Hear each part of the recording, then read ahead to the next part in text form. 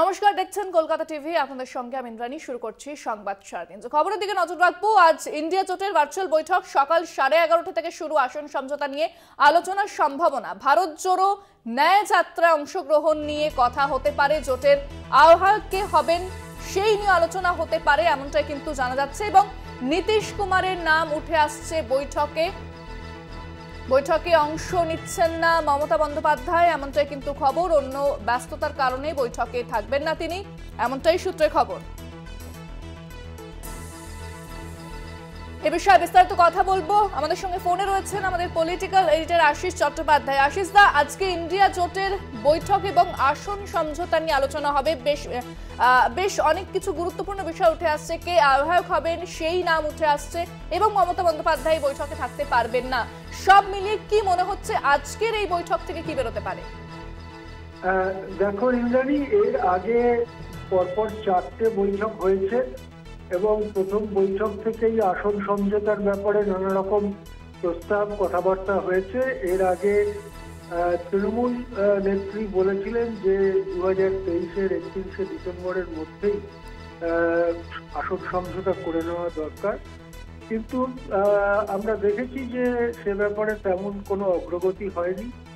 আজকে আরেকটি বেসুরো ঘটনা হচ্ছে, মমতা বন্দ্যোপাধ্যায়ের ওখানে মিটিংয়ে হাজির না হওয়ার ব্যাপার, যদিও অনলাইনে হচ্ছে।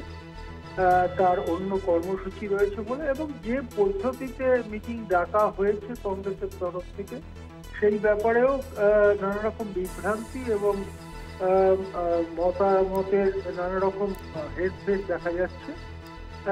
যাই হোক, মিটিং হবে এবং কতগুলো দল তাতে নিশ্চয়ই অংশ নেবে। প্রায় 13-14টি দল অংশ নেবার কথা।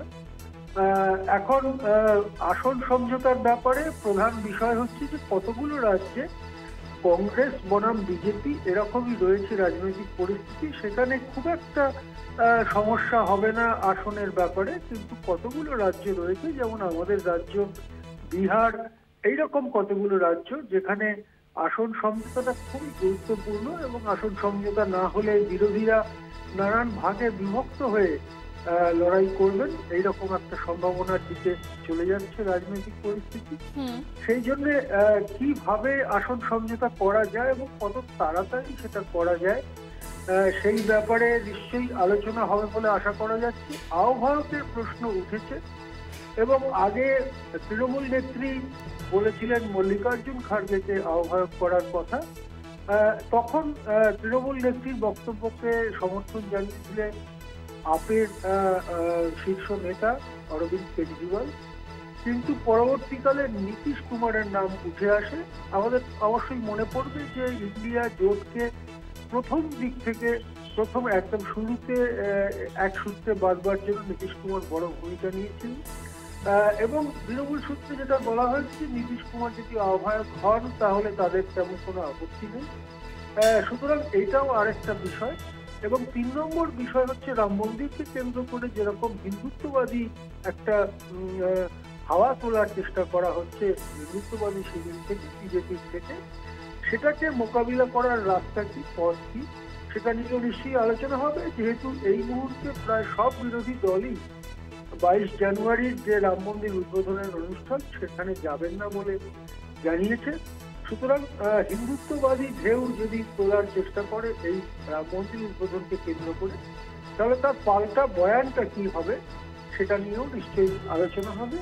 আশিস দা, সেক্ষেত্রে নীতিশ কুমারের নাম আহ্বায়ক হিসেবে উঠে আসছে। যখন প্রথমে মল্লিকার্জুন খাড়গের নাম উঠে এসেছিল সে সময় কোথাও একটা খবর আসছিল যে নীতিশ কুমারের একটা দূরত্ব তৈরি হচ্ছে, তিনি একটা দূরত্ব তৈরি করছেন। তারপরেই কি আবার নীতিশ কুমারের নাম উঠে আসছে আহ্বায়ক হিসেবে? এটা কি এক সূত্রে বেঁধে দেওয়া হচ্ছে এভাবে?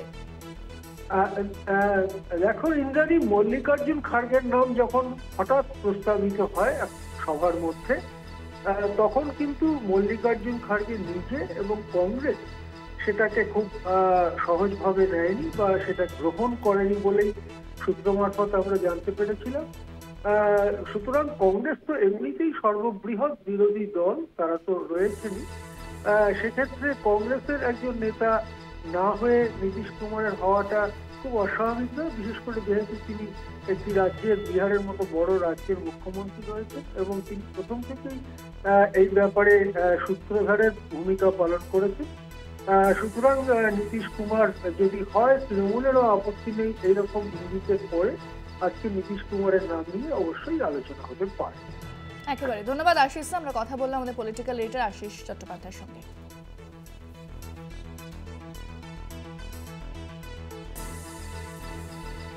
আজকে ইন্ডিয়া জোটের বৈঠক এবং অন্য ব্যস্ততার কারণে বৈঠকে থাকবেন না মুখ্যমন্ত্রী মমতা বন্দ্যোপাধ্যায়, এবং কে হতে পারে নায়ক সেই একটা বিষয় কিন্তু আলোচনা হতে পারে, যেখানে নীতিশ কুমারের নাম উঠে আসছে। আজ ইন্ডিয়া জোটের ভার্চুয়াল বৈঠক রয়েছে এবং ভার্চুয়ালি বেশ কিছু দল তারা উপস্থিত থাকবেন বৈঠকে। 11:30 থেকে বৈঠক শুরু হচ্ছে বলে এমনটাই জানা যাচ্ছে এবং যথেষ্ট গুরুত্বপূর্ণ আজকের এই বৈঠক। আসন সমঝোতা নিয়ে আলোচনা হওয়ার সম্ভাবনা এবং সামনেই রাম মন্দির যে রয়েছে উদ্বোধন, যে একটা হিন্দুত্ববাদী হাওয়া তৈরি করতে চাইছে বিজেপি, যে বিষয়ে বারবার সরব হচ্ছেন বিরোধীরা, এবং সেই রাম মন্দির উদ্বোধনের পর কংগ্রেস অর্থাৎ ইন্ডিয়া জোটের কি ভূমিকা থাকছে, কি রণকৌশল থাকছে, তারা কিভাবে প্রচার চালাবেন এবং সেই সমস্ত মোকাবেলা করার জন্য একটা বৈঠকে আলোচনা হতে পারে, এমনটাই কিন্তু মনে করা হচ্ছে। সকাল 11:30 অর্থাৎ আর কিছুক্ষণের মধ্যেই কিন্তু এই বৈঠক শুরু হয়ে যাবে, যদিও বৈঠকে অন্যান্য ব্যস্ততার কারণে উপস্থিত থাকতে পারবেন না মুখ্যমন্ত্রী মমতা বন্দ্যোপাধ্যায়।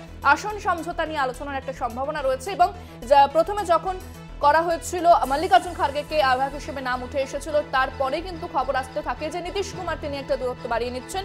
এরপর কিন্তু আবারও এই আবহে নীতিশ কুমারের নাম উঠে আসছে আহ্বায়ক হিসেবে। অর্থাৎ এই যে বৈঠক রয়েছে তা যথেষ্ট গুরুত্বপূর্ণ বলেই মনে করা হচ্ছে, কারণ সামনে নির্বাচন রয়েছে, রাম মন্দির উদ্বোধন রয়েছে। সেই আবহে আজকের এই ইন্ডিয়া জোটের বৈঠক থেকে কি কি উঠে আসে অবশ্যই রাজনৈতিক মহলে নজর থাকবে। আমরা বিষয়ে বিস্তারিত কথা বলবো। আমাদের সঙ্গে ফোন রয়েছেন রাজ্য বিজেপি মুখপাত্র শ্রমিক ভট্টাচার্য। শ্রমিকবাবু, আপনাকে স্বাগত জানাবো। আজ ইন্ডিয়া জোটের বৈঠক রয়েছে এবং এই বৈঠক থেকে কিন্তু অনেক কিছু বোঝা যাবে যে কোন দিকে যেতে চলেছে ইন্ডিয়া জোট, এবং এই বৈঠকের অবশ্যই বিরোধী এবং বিজেপিদেরও নজর থাকছে। সেক্ষেত্রে কি মনে হচ্ছে আজকের এই বৈঠক, ইন্ডিয়া জোটের বৈঠক বিষয়ে আপনি কি বলবেন? আজকে ইন্ডিয়া জোটের যে বৈঠক হচ্ছে, এতে যদি তারা ঐক্যবদ্ধ হতে পারেন এবং নির্দিষ্ট ন্যূনতম কর্মসূচির ভিত্তিতে নিজেদের মধ্যে ঐক্যটা ধরে রাখতে পারেন, তাহলে 2029 সালে নির্বাচনে প্রতিদ্বন্দ্বিতা করতে পারবেন।